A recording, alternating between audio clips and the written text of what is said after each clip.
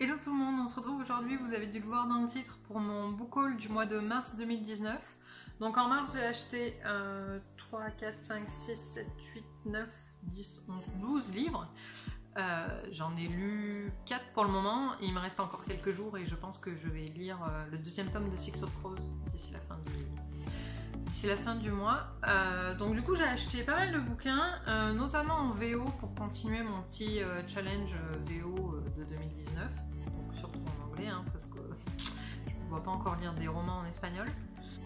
Donc je vous laisse avec le book haul.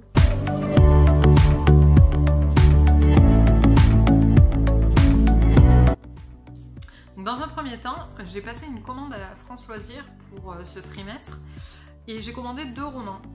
Donc j'ai commandé dans un premier temps Retour à la maison de Debbie Macomber. En fait, je connais pas du tout ni l'auteur ni... Enfin, j'en ai pas du tout entendu parler. En revanche, le résumé m'a vraiment attirée et je me suis dit que pour des vacances, pour mes vacances de printemps, ce serait plutôt cool. Donc je vais vous le lire. Comme ça, vous pourrez vous faire un avis. Je n'ai pas d'autres infos de plus que le résumé à vous procurer là-dessus. Dans leur enfance, Cassie Carter et ses sœurs Karen et Nicole étaient extrêmement proches, jusqu'à ce qu'un événement les sépare. Après l'université, Cassie a fui sa maison pour épouser un homme mauvais, jetant aux orties ses études et brisant le cœur de ses parents. À maintenant 31 ans, Cassie est de retour à Washington avec sa fille, espérant laisser son passé derrière elle. Après avoir mis fin à un mariage compliqué, elle tente de reconstruire le puzzle de sa vie. Malgré ses tentatives, elle n'a jamais réussi à faire la paix avec ses sœurs. Karen, la plus âgée, est une femme occupée entre sa carrière et l'éducation de ses 2 enfants. Et Nicole, la plus jeune, est une mère au foyer dont le mari passe tous les caprices. Mais un jour, Cassie reçoit une lettre de Karen qui laisse espérer une réconciliation. Et alors que Cassie se permet de croire en l'avenir, en s'excusant auprès de ses sœurs et en trouvant l'amour, elle réalise le pouvoir de la compassion et la possibilité d'un nouveau départ. Donc en fait on est vraiment sur un roman, sur un conflit de famille. Et voilà, c'est pas une grosse brique, il fait 400 pages à peu près. Et je me suis dit que ce serait vraiment un bon roman, enfin je pense, j'espère, un bon roman feel good pour mes vacances de printemps. Alors dans la même commande, j'ai pris un polar aux éditions Nouvelle Plume de Nathalie Guyadé, j'espère que j'écorche pas son nom, qui a reçu le prix des lecteurs France Loisirs, qui s'appelle Accord ouvert. Donc j'ai vu ça, je l'ai vu pas mal sur les réseaux. Je pense que France Loisirs a bien fait de la pub autour de ce roman. Donc on est sur un polar qui se passe à Marseille. Et voilà, encore une fois, je me suis laissée tenter par le résumé. C'est pas un gros roman, j'ai hâte de le commencer, mais j'en sais pas plus que ça parce que je l'ai pas beaucoup vu passer sur Bookstagram ni sur Booktube, donc j'ai pas vraiment d'avis. Mais bon, en général, les éditions Nouvelle Plume, pour moi, c'est des bonnes découvertes. Donc voilà, je me suis laissée tenter, j'ai hâte de le lire et puis je vous en dirai des nouvelles. En revanche, celui-là, je suis pas sûre que je vais le lire de suite. On verra, peut-être qu'il traînera un petit peu sur la palette. Donc on a fini avec ma commande France Loisirs. Ensuite, j'ai fait 2 virées à l'espace culturel de Leclerc. Donc la première, c'était avec une collègue qui m'a traîné là-bas et c'était pas du tout prévu. Mais j'ai pris Une affaire privée de Diana Gabaldon. En fait, j'étais en plein dans le tome 3 d'Outlander. Non, je l'avais terminé. Oui, parce que je l'ai terminé en février. Oui, donc j'avais terminé le tome 3, mais c'était vraiment début mars. Donc celui-ci vient de sortir, Une affaire privée. Il était pas très cher et en plus de ça, il reprend. Enfin, c'est une histoire qui est dans l'univers d'Outlander et qui reprend un des personnages de la série et un des personnages principaux du tome 3. Donc voilà, je me suis vraiment laissée tenter et de toute façon je le lirai. Donc comme vous voyez, le côté maniaco-dépressif du livre continue, hein, il est encore sous blister et il le restera, donc je le lirai pas. Et donc ma deuxième virée à l'espace culturel de Leclerc, c'était un vendredi midi. Donc le vendredi midi, c'est souvent que je vais craquer à l'espace culturel. En fait, c'est à côté du boulot, donc c'est un bon moyen de passer ma pause. Et donc là, j'ai pris 2 romans. Un que j'ai déjà lu, qui est Fangirl, que j'ai terminé aujourd'hui, donc de Rainbow Rowell, aux éditions Castelmore. En fait, c'est une édition poche. C'est mon premier roman de Rainbow Rowell, donc je voulais vraiment lire cette autrice. On en entend que du bien en vrai sur Booktube, que ce soit francophone ou anglophone. Et donc voilà, je me suis dit, bah, en fait, j'avais envie de lire Carry On, donc, qui est un roman qui est issu de celui-ci. Mais avant, je voulais quand même lire celui-là parce que c'est celui-là qui est à l'origine et je trouvais dommage de lire Carry On et de pas lire celui-ci. En fait, j'étais un petit peu déçue par ce roman. Je vous en parlerai plus dans mon wrap-up de mars. Mais voilà, je l'ai terminé aujourd'hui, mais je reste sur une note un peu moyenne pour ce roman-là. Et j'ai pris une bonne découverte, enfin j'espère, mais en tout cas un prix plutôt sympa. Donc j'ai pris le tome 1 de Métamorphose de Erika Duflo.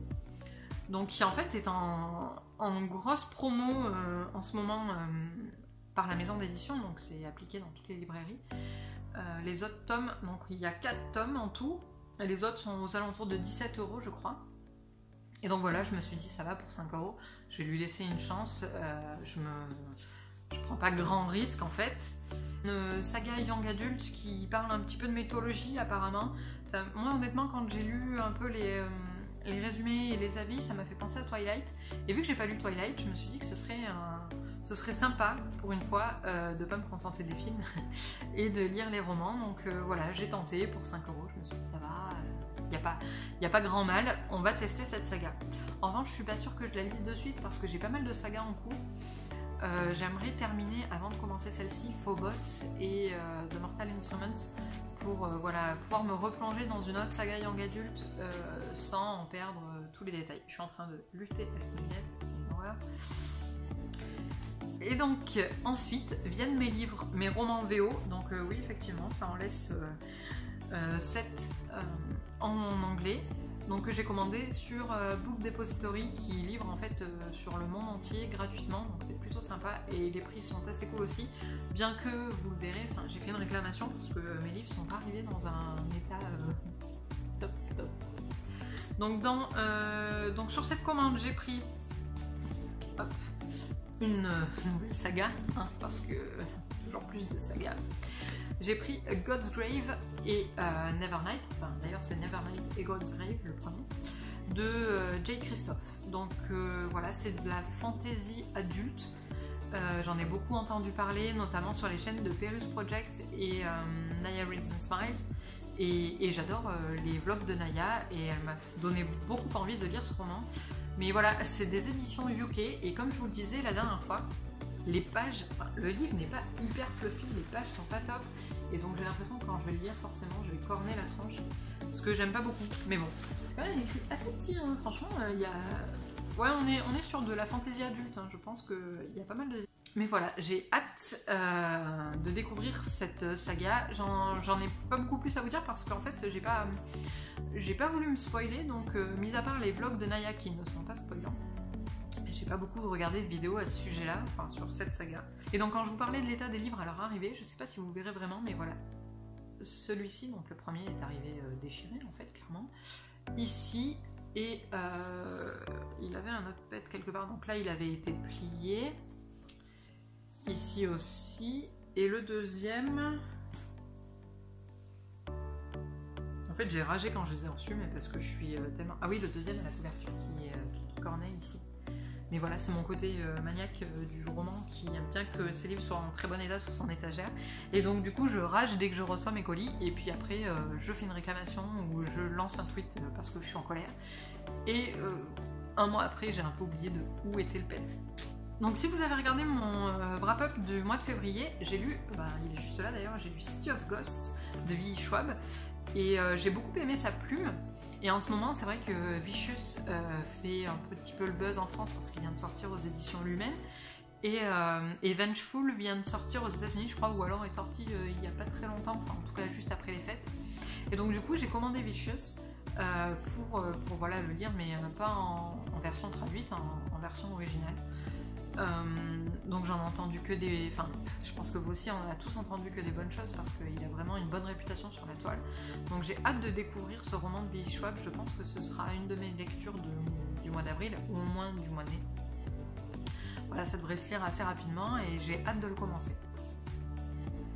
Et pour terminer, encore une influence Naya Reads and Smiles. D'ailleurs, je vous conseille sa chaîne si vous êtes anglophone. Elle est... comment dire, Naya fait des vlogs lecture, et pas que, hein, elle fait des vidéos booktube, mais elle est vraiment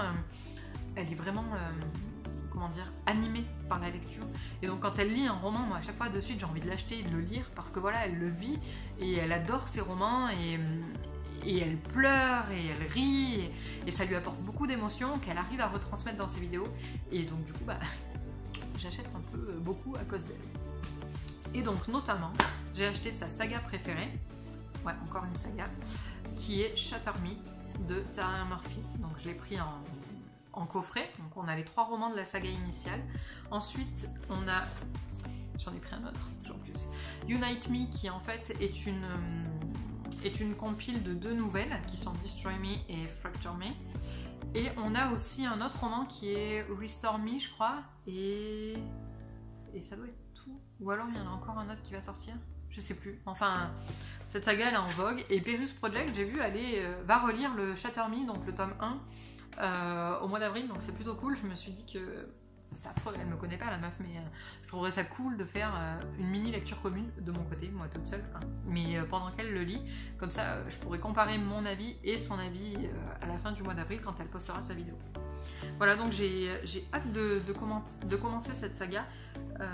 C'est une saga qui n'a pas beaucoup fait le buzz en France, qui n'est pas très connue, ça s'appelle Insaisissable je crois. Je sais même pas si tous les romans sont sortis, mais voilà, la façon dont les Américaines en parlent, je trouve que ça a l'air vraiment hyper cool. Je trouve ça dommage qu'en France il ait moins bonne presse, donc j'ai hâte de le lire. D'ailleurs, je vais le poser là pour me rappeler qu'il faut que je le lise, parce que de l'autre côté on a mon lit, donc comme ça je me réveillerai devant Shatter Me, je penserai à lui. Et voilà, donc je vous remercie d'avoir regardé cette vidéo, j'espère qu'elle vous a plu, je vous fais de gros bisous et je vous dis à bientôt.